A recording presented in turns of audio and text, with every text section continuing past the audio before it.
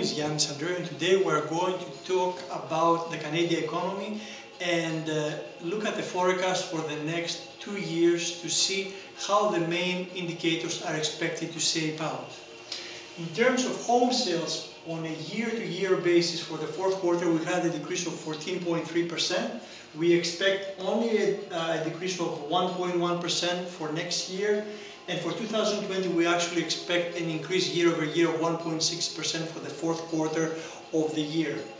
Real GDP increased 2% in the fourth quarter of 2018. We expect to increase by 1.9% and 1.5% respectively for the next 2 years.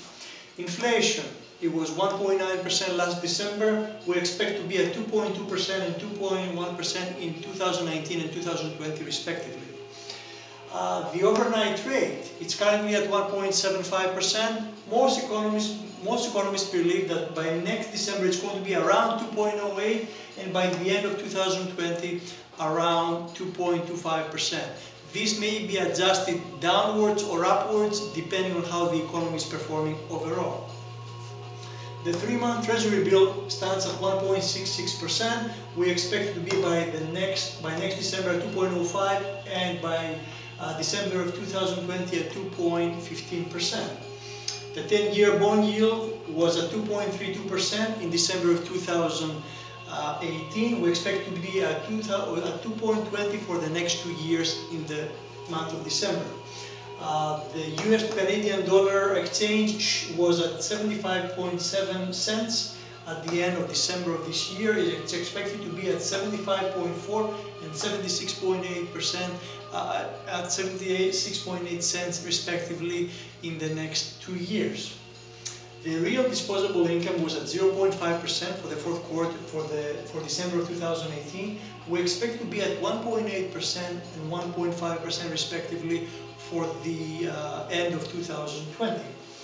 The savings rate was at 0.3% last December. We expect to be at 0.4% and 0.6% respectively for 19 and 20. The employment growth was at 2.2% last December. For the year-over-year change, we expect to be at 1% increase for the next 12 months and at 0.9% by the end of 2020.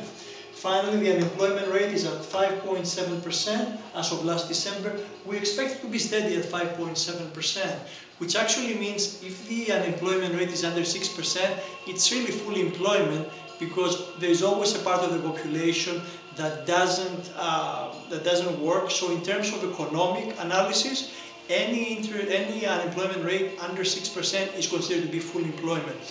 Overall, the economy seems to be pretty stable, and if there is going to be an effect on the real estate market, is going to be, according to most analysts, a soft landing, as most indicators indicate that the economy is slowly stabilizing itself.